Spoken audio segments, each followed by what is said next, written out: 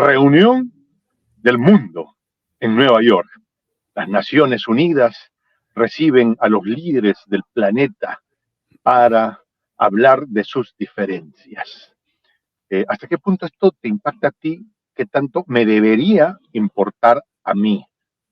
Mi nombre es Juan José Castillo J. Bienvenidos a Prensa Alternativa. Estoy acompañado de Ariel Gutiérrez, analista geopolítico, hombre de mundo además, para analizar esto. Ariel, hombre, bienvenido, gracias por estar con nosotros. Espero que no nos moleste la bulla urbana en la que me encuentro ahora mismo. Ariel, no gracias por estar con nosotros. Un placer saludarte, Jota, claro que sí, aquí estoy siempre acompañándote con mucho gusto. Impresiones de esto de la reunión de los líderes del mundo civilizado en New York. Bueno, en realidad se reúnen todos los líderes, o por lo menos allí van en ceremonia, en ese ritual anual en el que van a presentarse ante las Naciones Unidas, ante la Asamblea General de las Naciones Unidas en Nueva York. Hay algunas ausencias importantes, bueno, obviamente el líder ruso, lo de Xi Jinping, No va allí, ¿no? ¿Cómo? No estará allí. No estará allí. Creo que Macron tampoco, por lo que me habían dicho, pero después escuché que sí, en fin. En realidad, hay que decir la verdad, Jota, es un ritual en el cual, al cual van, una ceremonia, al cual van todos los jefes de Estado, con mucha más expectativa aquellos de los países menos importantes. El resto, bueno, de las grandes potencias van, dan su discurso y demás. Lo primero que hay que decir es que la Asamblea General de las Naciones Unidas no tiene ninguna capacidad ejecutiva. Es decir, todo lo que allí se vote, todo lo que allí se resuelva, todo lo que allí se diga, cae en saco roto. Es decir, exagero quizás, porque bueno, no es tan así, pero en realidad la gobernanza del mundo en lo que hace a Naciones Unidas pasa por el Consejo de Seguridad, en el cual están representados solamente 5 países, que son los Estados Unidos, que son Gran Bretaña, las potencias nucleares, ¿no? China, Rusia, me olvido de alguno más, son los 5 países. Inglaterra, Francia. ¿Qué sería Estados Unidos? Claro, exacto. Ahí está, son esos 5. Y también hay que decir que allí hay poder, sí es cierto, pero recordemos que la invasión a Irak, aquella que llevó adelante los Estados Unidos con George W. Bush, hizo todo el periplo, le explicó a las Naciones Unidas, a la Asamblea General, al Consejo de Seguridad, a los diferentes organismos de las Naciones Unidas, por qué iba a invadir Irak, porque Saddam era un malvado y tenía armas de destrucción masivas. Y en todos esos ámbitos finalmente se le dijo que no lo hiciera, que no estaba autorizado los Estados Unidos para hacerlo. Las Naciones Unidas no le dio la autorización. Y sin embargo fueron, invadieron igual. O sea que esto de que tiene cierta autoridad es medio relativo. Tiene autoridad cuando a ellos les interesa condenar a alguien, perseguir a alguien o sancionar a alguien. Y sobre todo como caja de resonancia publicitaria cuando se busca acusar a alguien de algo. Entonces, si Naciones Unidas lo dice, porque recordemos, este es un club, las Naciones Unidas es un club al cual los países, los gobiernos de los países han adherido voluntariamente y para eso pagan una cuota, se paga una cuota anual. El mayor contribuyente es los Estados Unidos. Y bueno, es como en todo club, o en toda familia, o en todo grupo humano. El que tiene más dinero, el que paga la cuenta, de alguna manera, es el que pone las condiciones. Y esto es lo que pasa con Naciones Unidas. Entonces, se reúnen allí, como digo, en esa asamblea general, donde cada uno va a dar un discurso estipulado, creo que son 12 minutos, y dices lo que piensa. Yo recién lo estaba escuchando al presidente de Uzbekistán, gran país de Asia Central, enorme país, poderosísimo. Sin embargo, la mayoría de nuestros seguidores o amigos le costaría mucho ubicarlo en el mapa, ¿no es cierto? Pero sin embargo es un gran país. ¿Y qué decía el presidente? Bueno, hay que, contra el cambio climático, hay que luchar contra el cambio climático, hay que, por la paz, por la democracia, por las libertades. En fin, se dan discursos que son más bien de orden más formal que otra cosa, ¿no es cierto? Se busca de alguna manera, Sí, pero no eh, será, sobre esto lo que dices, pero no será una especie de un buen espacio para una caja de resonancia, por ejemplo. A ver, va el presidente Díaz-Canel, que lo tienen ajustado el cuello 60 años con un bloqueo brutal, exacto. pero cuando menos tiene un espacio, no sé si catártico, pero de seguir sosteniendo la narrativa. Basta ya. Sí, O sea, muchachos, son 60 años de bloqueo. sí. Y cosas como, por ejemplo, decirles, oiga, el mundo que se conoce ya llegó a su límite. O sea, yo sí también estoy muy de acuerdo contigo esto, ¿no? Que este es un espacio maltratado, no sé si maltratado, sí, maltratado por la historia, pues por lo que tú mismo dices, que lo que hicieron con Irak, ¿no? Lo tuvieron ahí, dijeron que no se puede y simplemente les importa un pepino, ¿no? Pero ¿no será que ahora sí toma cierto valor porque estamos llegando a un vórtice de la historia donde por primera vez la gente comienza a decir, señor, esta vaina se acabó, esto se acabó? Lula diciendo, bueno, si no configuramos de una manera diferente el Consejo de Seguridad, vamos a tener problemas de los que ni siquiera tienen idea. ¿No crees que si históricamente ha sido una institución sin mayor peso real, puede ser que ahora sea algo, un escenario donde lo catártico comienza a ser casi profético y algo más? Jota, querido, tú ya sabes que yo soy un fiel admirador de tu optimismo. Ok, sí. Soy un fiel admirador de tu optimismo. Sí, porque me encanta tu optimismo y tu confianza. Creo que sí que tienes razón, es un espacio de expresión. También es un espacio donde, por ejemplo, se han adoptado resoluciones que Uh-huh. no son operativas de las Naciones Unidas, más o menos unas 50 a favor del pueblo palestino, por ejemplo, a lo largo de los años.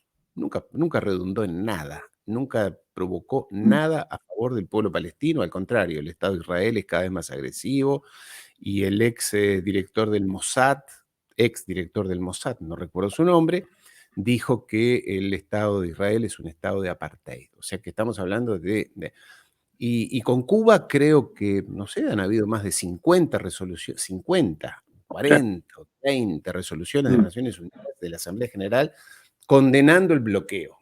Pero cuando eso va a la instancia resolutiva de verdad, que es el Consejo de Seguridad, allí levanta la mano los Estados Unidos y el bloqueo sigue adelante. Es más, en el caso del bloqueo a Cuba, como el tema de los palestinos, eh, de los 192 países, no recuerdo cuántos son exactamente, dentro de Naciones Unidas son un poco menos, que votan, de los 192, 190 votan a favor de eliminar el bloqueo, a favor de los derechos del pueblo palestino, y siempre hay 2 o 3 que votan en contra, que siempre van juntos, que son eh, los Estados Unidos, Israel, en el caso de Argentina, y esto siempre hay que decírselo, Ucrania, perdón, Ucrania se ha sumado. y te Ucrania iba se a ha dar el sumado. caso, exactamente, te iba a decir el caso de los latinoamericanos y de los argentinos, esos que se rasgan las vestiduras por el pueblo sacrificado del gobierno ucraniano. Recordarles que cada vez que se vota por el tema Malvinas, el que vota en contra, junto con los Estados Unidos y con Gran Bretaña, es el gobierno de Ucrania. Entonces, Para dejarlo eh, claro, los para, intereses argentinos sobre las Malvinas, mal llamadas Falklands, tiene el voto en contra del gobierno de Kiev. ¿Es correcto?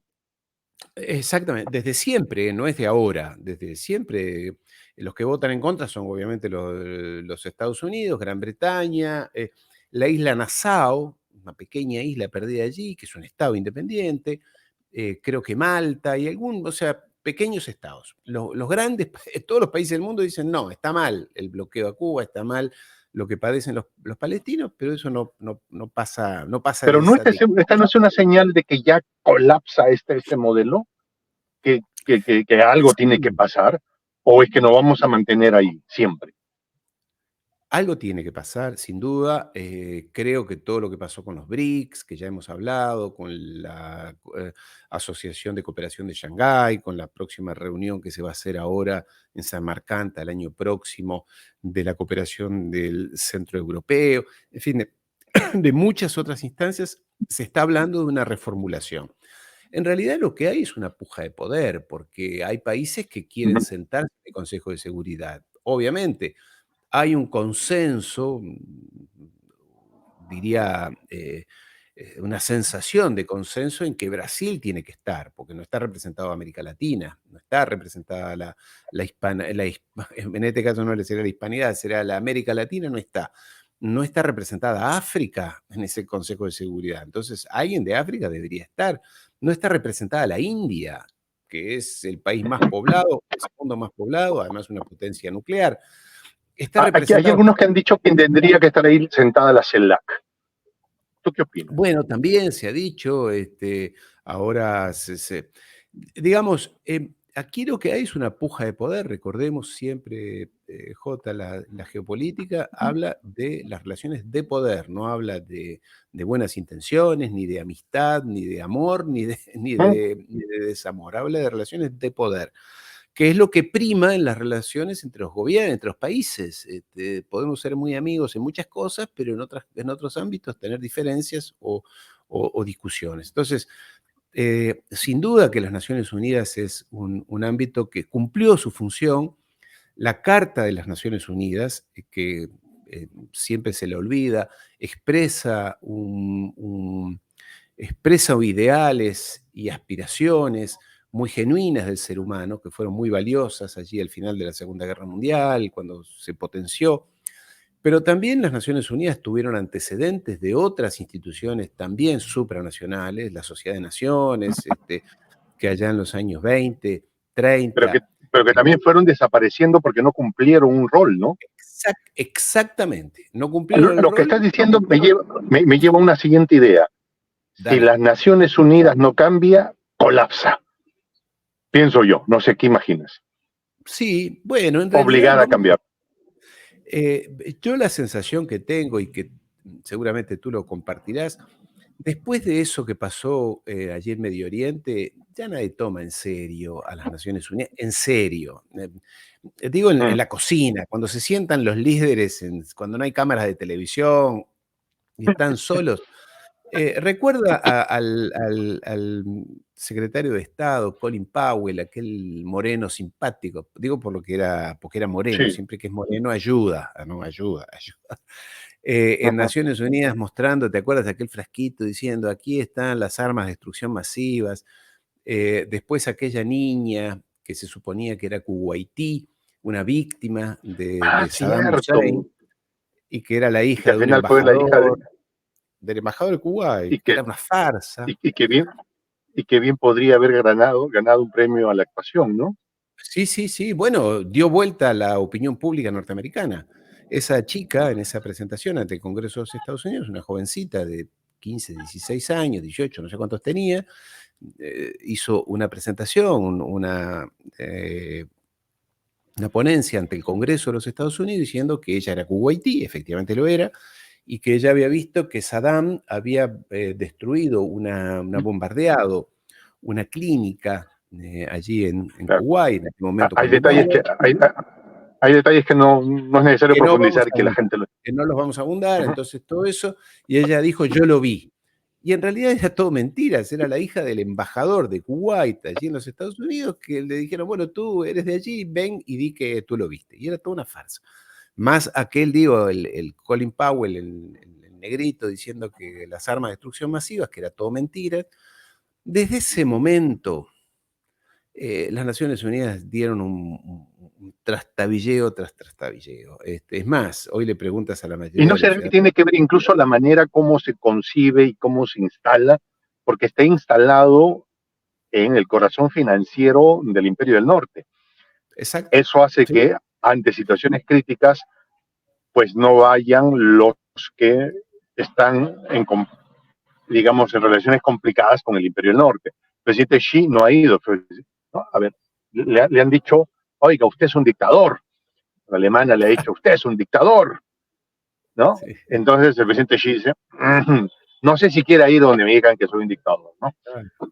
Se entiende que Hay este es una, un espacio neutral, donde todos sí, pero no lo deberían es. o podrían estar más o menos, y el presidente Putin no llegaría ahí si es que no lo reciben, pues, de muy mala manera, pienso yo, ¿no? Y lo mismo ha pasado con Maduro eh, y con otros, ¿no? Entonces, es como que, oye, esto debería estar en otro lado. ¿Por qué no lo ponemos en Níger, por ejemplo? Se me ocurre, ¿no? O sea, No, porque ¿por qué mejor no? tenerlo cerca, tenerlo a mano, allí en Nueva York. Además es un Claro, edificio ¿no? Para anticuado, incómodo, con problemas de contaminación, en fin. Eh, la sensación, Jota, es que los organismos de gobernanza mundial que fueron diseñados allí después de la Segunda Guerra Mundial, en los años 50, han entrado en crisis. Pensemos en las instituciones financieras, el Banco Mundial, el FMI,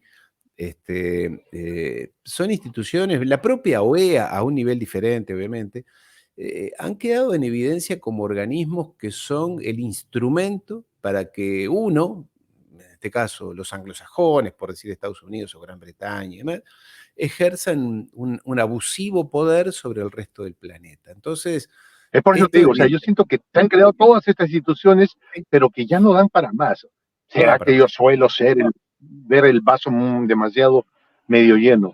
Ya no da para más, entonces tiene que pasar algo. Ahora, ¿cómo, cuándo? Esa parte no la tengo clara, ¿o tú qué ves? Sí, sí. Por lo menos lo que se habla ahora es una reformulación de la estructura. Lo primero y urgente es la ampliación del Consejo de Seguridad, pero claro, también aquí los China e amigos India que no van a están. querer. ¿Perdón? Perdón, China y Rusia no van a querer tampoco. No, China no, China y Rusia dicen, bueno, pues está bien que otros vengan al club, ¿Para qué? Así pero estamos bien. claro, China no quiere que entre la India. ¿Para qué? Le puede gustar que entre Brasil, sí, pero en fin, aquí hay un factor que es determinante y es que el que paga manda y el más grande es el sheriff. Entonces, esto es lo que evidentemente tú expresas en que tiene que cambiar. Tiene que cambiar, pero no sabemos para dónde. Hoy en día lo que está planteado es eso, una reformulación, donde, por ejemplo, porque recordemos que las Naciones Unidas están el Secretariado General, está la Asamblea General, y después hay una infinidad, no digo infinidad, pero muchísimos organismos específicos que dependen del Secretario General de las Naciones Unidas. No sé, la UNESCO, por ejemplo. La UNESCO es un organismo de las De la, Naciones Unidas. ¿Perdón? se me ocurrían otras. Puede ser esta de niños. El Programa Mundial con la FAO, Organismo de Granos y Alimentación. Está el organismo de telecomunicaciones, está el organismo el ACNUR, que se ocupa de refugiados. Hay infinito, no digo Alto infinito, comisionado de las Naciones Unidas para los Refugiados. claro, Ahora, exactamente. cuando nos planteamos este escenario de que aquí va a tener que pasar algo, o sea, esto no puede permanecer así por eternas memorias, por mucho que lo quiera el presidente Xi y el presidente Putin también, que son, digamos, el otro polo del poder occidental, ¿no? Pero ellos defenderán sus intereses. Nosotros tenemos que defender los nuestros. Yo Sí. siempre creí, bueno, no, siempre no, últimamente yo desarrollé la idea de quien tendría que estar sentado en representación nuestra sería un diplomático acreditado por la CELAC para darle peso a su institución, a esta unidad, ¿no? Pero yo también te escuchaba y me pongo a pensar sobre el desarrollo económico y político y geopolítico que está sucediendo en Asia, sobre los que poco se habla, pero que de repente va a terminar determinando nuestro futuro, el sudeste asiático. ¿Qué hay allí? ¿Qué asociaciones están surgiendo y qué posibilidades tienen? Mira, allí hay asociaciones muy importantes. Yo creo que alguna vez lo hemos hablado. Es allí donde están pasando las cosas de verdad.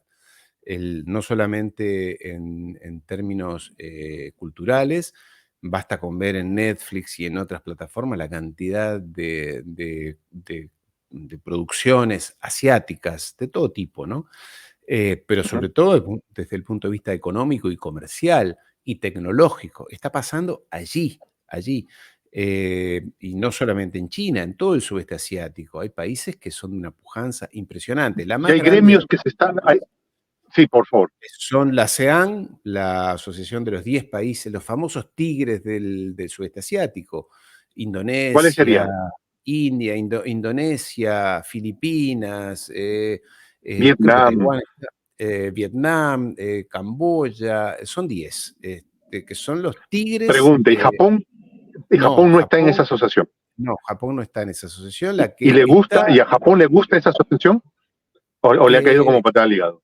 no, pero piensa una cosa, Jota, Ajá. para Japón y para China, el mercado más importante es ese, es el sudeste asiático, es allí donde van y vienen el principal grueso del comercio entre esas naciones, es en esa región. El Japón exporta principalmente a esa región e importa mucho de esa región, de otros lugares también. La mayor cantidad de las exportaciones chinas van al sudeste asiático, van a los Estados Unidos, van a Europa y son muy importantes, pero más del 50% de las exportaciones chinas van a esos mercados. También la tecnología, allí hay grandes nudos tecnológicos en diferentes países. Singapur es un miembro de ello, de ese lugar. Filipinas es un lugar donde están pasando cosas muy importantes. Indonesia, 250 millones de habitantes, en su mayoría musulmanes. Digamos, tienes un escenario donde las cosas que están pasando en esa región son muy importantes. Y hay otras asociaciones. En el caso de ASEAN, China está como observador, pero el mayor acuerdo comercial del planeta, Uh-huh. más que la Unión Europea, más que el acuerdo entre los Estados Unidos, Canadá y México, es en el sudeste asiático, es entre China y el resto de los países del sudeste asiático, tanto en población como en producto bruto, como en valor del comercio que se genera allí. Lo que pasa es que en Occidente se nos está tratando de mantener dormidos, que pensemos que el mundo gira en torno a Washington, a París, búscale lo que quieras, Uh-huh. y es en el Atlántico.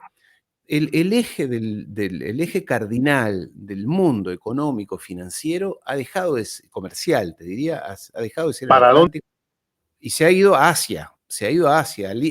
Como dicen, creo que J se fue, pero ya volverá. Así que, ¿estás ahí, J, todavía? Sí, acá estoy, señora, a Ah, las en un órdenes. momento A las órdenes desapareció. del pueblo.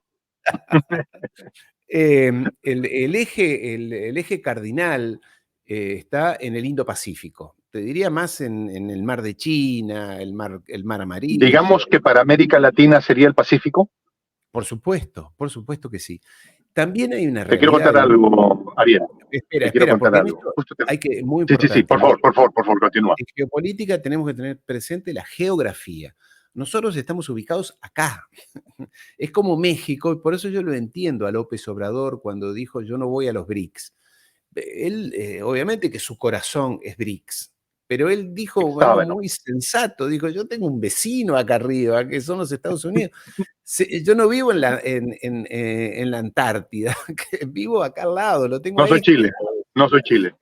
Exacto, entonces hay una realidad, nosotros estamos acá, estamos en este ámbito, en este espacio, no estamos pegados a Filipinas, estamos muy cerca a los Estados Unidos, tenemos una tradición europea y eso hay que tenerlo en cuenta. Me decías tú, Jota, te escucho. Ah, no, te contaba algo. Justo te había comentado antes de comenzar a grabar el programa. Ahora mismo salí de Lima y me vine al puerto de Chancay, Ajá. que hasta hace 5 años era una caleta de pescadores cuya máxima aspiración era quemar pescado para sacar aceite, perdón, harina de pescado. Se está construyendo un megapuerto. He podido ver algunas partes de la instalación, no tengo todavía material gráfico. Van a calar, o se van a amarrar, perdón, Ariel, barcos de 24.000 containers, Uf. que son los más grandes del planeta, van a entrar a este puerto. Y claro, estamos en el Pacífico y la gente no sabe que si miras muy al fondo, agarras un barquito y avanzas, vas a llegar al sudeste asiático. Y allí están pasando las cosas. Y las reglas que allí se determinen, Ariel, ¿no será que comiencen a cuestionar lo que se decida en Nueva York, en las Sí, Naciones claro. Unidas? Sí, claro, sin duda. Y yo acabo de cometer un pequeño error, o puede ser grande, A ver, y es que estoy teniendo una mirada muy occidental, yo, porque tú ujú, allí en Perú, tú miras al Pacífico. Está bien, estás a 9.000, a sí. 10.000 kilómetros de aquella zona, pero la Pero claro, lo mirada que de un... pasa es que antes, si queríamos traer algo de allá, digamos, hacia el Pacífico, tienes que soplarte 24 o 28 días. Cuando salga este puerto, que lo estoy viendo justo ahora frente a mí, va a demorar 10 días. Exactamente, Y no va a exacto, tener que pasar por el Canal de Panamá, que exactamente, tiene exacto. problemas ahora porque no tiene esclusas suficientes o Sí, agua sí, para las esclusas, ¿no? Entonces, hay falta un agua. cambio, o sea, es que todo se está moviendo, Ariel. Entonces tenemos Exacto. que aprender a mirar a otros lados, creo yo. Mira, aquí lo tenía presente, lo tenía en la pantalla, pero no lo tenía. Te voy a contar de qué se trata ese acuerdo comercial, que es el más grande de la Por favor. historia. Se firmó en el 2020, 2019, pero se terminó de redondear en el 2020. Se llama RCEP, es Asociación Ujú. Económica Integral Regional. Repito, Asociación Económica Integral Regional y incorpora a los siguientes países: China, A ver. a todos los Ujú. países de la ASEAN, todos los tigres de la ASEAN que te estoy mencionando, más Oceanía, está incluido Australia, Nueva Zelanda, Japón, yo te dije que no, pero está Japón, Ya. Singapur, Corea del Sur, Tailandia, Filipinas, Malasia, Vietnam y Brunei. ¿Sabes quién se retiró de ese acuerdo? Era parte integral de Estados, ese acuerdo. La India, ¿quién? A ver, déjame. la India. Hmm. ¿Sabes por qué se retiró? Ajá, recontra. Algo que alguna No vez tengo idea. mencionamos acá y que porque la India lo que no quiere es que todos estos, pero sobre todo China, le destruyan su industria nacional.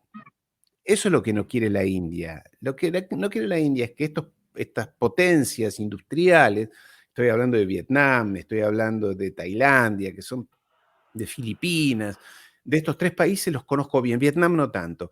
Son potencias, y China, son potencias que te van a inundar de productos caros, buenos, lindos, baratos, algunos mejor, otros peores, y te van a destruir tu industria nacional. Y por eso la India se retiró de ese gran acuerdo.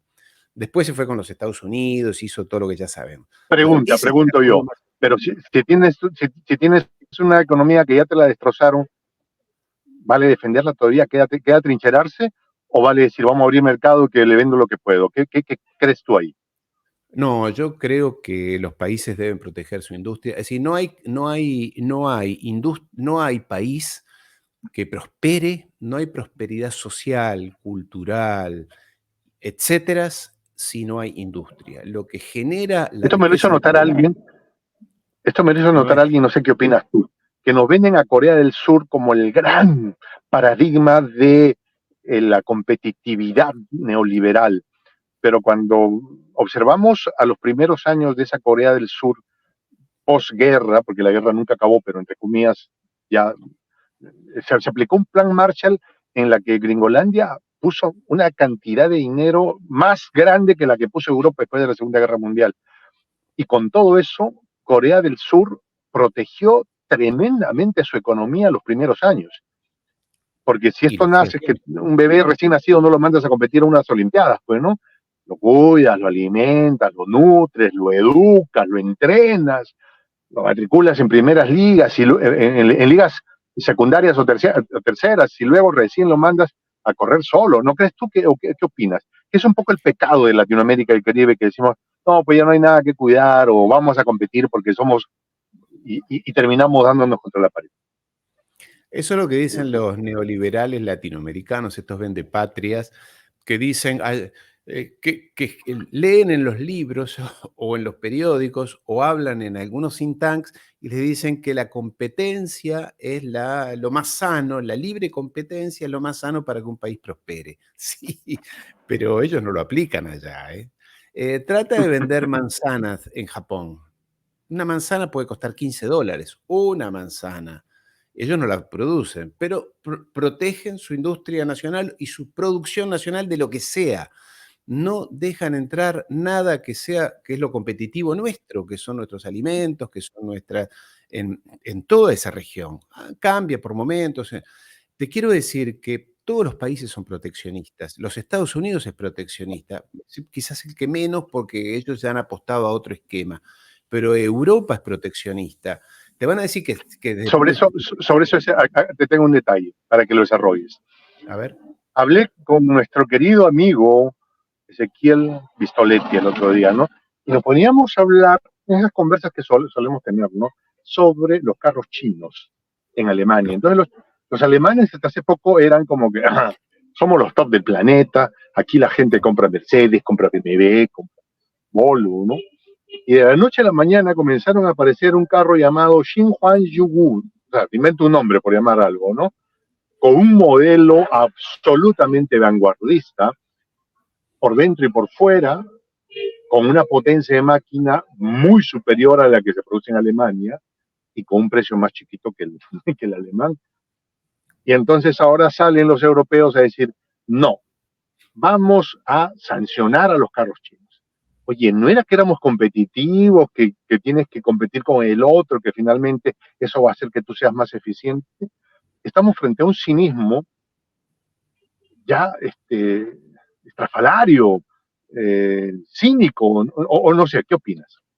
Claro que sí, claro que sí. Es más, la presidenta Ursula von der Leyen el otro día hizo en su discurso ante el Parlamento Europeo, su discurso anual, uno de los temas centrales fue no recuerdo el término que usó, pero fue muy duro, el delito, no sé qué término utilizó, de China, que produce autos eléctricos que cuestan 18.000 euros, se podrían vender en 18.000 euros, contra los europeos que cuestan arriba de los 40, 50.000 euros. Y lo que pasa es que les han ganado en tecnología, les han ganado en desarrollos, en fin. Ahora, entonces, a esos coches que vienen de allí les vamos a poner barreras arancelarias. Y a los productos que vienen de América Latina, porque esto también hay que decirlo, no le ponen barreras arancelarias, le ponen barreras fitosanitarias. Doy un ejemplo. La carne argentina, porque es un tema que es Ujú. fácil. No la vamos a dejar importar. Está con un nivel arancelario del 10%, o sea, totalmente competitivo. Sí, pero creemos que hay aftosa en la Argentina, cosa que no ocurre hace 30 años, ¿no es cierto? Pero por riesgo a que, o sea, te utilizan argumentos falsos, subterfugios, lo que se llama las barreras no arancelarias, que son las fitosanitarias esencialmente, que dicen no, o por ejemplo, productos que vengan de determinados países, como ocurrió con el caso de la India, como ocurrió en el caso de Pakistán, y no recuerdo qué otro país, no dejemos importar productos textiles de esos países porque los fabrican con trabajo infantil. Entonces, no, Ujú. no dejamos, será verdad o no será, pero digamos, siempre te usan un argumento para no aplicar lo que ellos dicen que hay que aplicar, que es Y el problema es la que te lo libre venden con una competencia. prensa convincente. O Totalmente, sea, y la te gente no lo sacan la entiende. imagen, te sacan el Claro, reportaje, pero sí, y finalmente si Nike, tú fueras al lugar, de y pronto Nike dice, encuentras que la no, realidad es otra. exacto, Nike dice, no, no, te ponen carteles, vas a Nueva York y dice, estos productos no están hechos con trabajo infantil. Bueno, Claro. sí, puede ser, pero Eso me hace acordar algo, eso me hace acordar algo que me pareció, a mí me impactó mucho. Era una monja argentina que vivía en Alepo, o Alepo, creo, Alepo se pronuncia, Alepo, en Siria. una ciudad, Alepo en Siria, ¿no? Sí. Entonces ella narraba su vivencia en esa zona, ¿no? Que era básicamente, Alepo era, decía ella, una ciudad, si bien es cierto, con cierta formación, cierta civilización musulmana, era muy abierta, muy La conozco, permisible estuve una vez en a Alepo. nuevas formas. Estuviste Es ya. Ella narraba eso, ¿no? Y que si bien es cierto, los países que colindaban con Siria tenían situaciones medio críticas, en Alepo y en Siria en realidad se vivía con mucha comodidad y con mucha tolerancia de manera general, ¿no?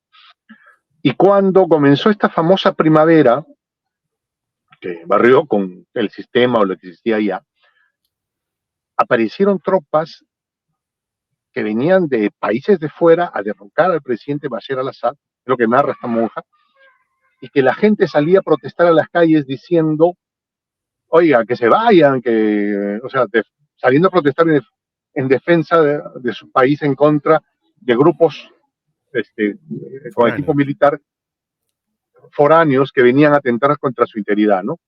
Y en un canal estadounidense que comienza con C y termina en N, que no lo voy a mencionar,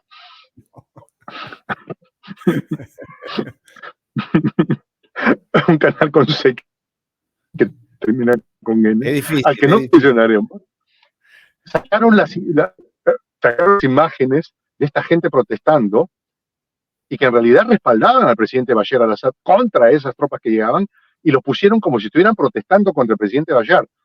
Y la monja decía, pero yo miraba eso y no lo creía. Es claro, el problema, ¿cuánta gente habla en Perú o en Nueva York la lengua que se habla en Alepo o en Siria? Exacto. Para entender lo que esta gente hablaba? Pero nos las presentaban así. O sea, estoy repitiendo casi literal lo que esta monja decía, ¿no? Y luego dijo, ella volvió muchos años después a Alepo y no era ni siquiera una pizca de lo que fue esa gran ciudad en su momento, ¿no? Hermano querido, acá estamos. Estamos con Ariel Umpierres, ya estamos. Un extraordinario analista geopolítico. Por estas cosas yo creo que el modelo tiene que cambiar y las Naciones Unidas se tiene que ver orillada a un cambio sí o sí. Creo yo, no sé. A ver, dándole vuelta, redondeando el asunto, Ariel. Sí, tiene que cambiar la gobernanza mundial. Yo el riesgo que veo, te voy a ser muy sincero, es que avance una vieja idea, no es nueva, es una vieja idea, que es la de un gobierno mundial. Es decir, la de que tiene que haber un gobierno mundial. Se habló esto desde Utopía de Tomás Moro, habla de un gobierno mundial, de esa utopía justamente, 1600 y pico, habla de un gobierno mundial. Y a lo largo de la historia se habla, me agarras desprevenido sobre este tema si no lo hubiera refrescado un poco más. Pero podemos programar un programa sobre eso. Sí, bueno, de esto de que tiene que haber un gobierno mundial. Y yo no me gusta la idea de un gobierno mundial, porque un gobierno mundial... No, porque también hay un señor... Hay un señor de nombre George, cuyo apellido termina con S, a quien no es necesario mencionar. Ya nuestros amigos escribirán su nombre si alguien da con la cábala, con el acertijo. Que a través de una red de ONGs, ¿no? de sonrisas, de supuestamente apoyar a los más pobres, deslegitima a los gobiernos locales, les quita su identidad o logra de alguna manera quitarle su identidad, para luego decir, pues tú no tienes capacidad de gobernarte, a lo mejor serán los extraterrestres los que tengan que gobernarte, pero por lo pronto a lo mejor aquí te tenemos a alguien, ¿no? El Esperanto fue un poco eso también, hay quienes dicen, ¿no? Exactamente, era la intención de el idioma mundial, pero es importante que tú nombres a esa persona porque es uno de los líderes de eso. A quien no hemos nombrado, ¿eh?